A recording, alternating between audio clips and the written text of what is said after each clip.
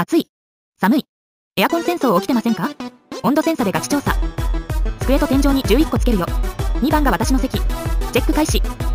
エアコンは24度設定。お昼はエアコン切るよ。4番の席がポッカポカ。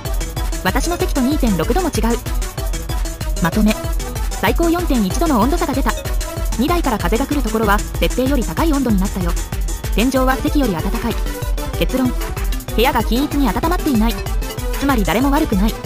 サーキュレーターで空気混ぜると全体が温まるよ。やってみてね。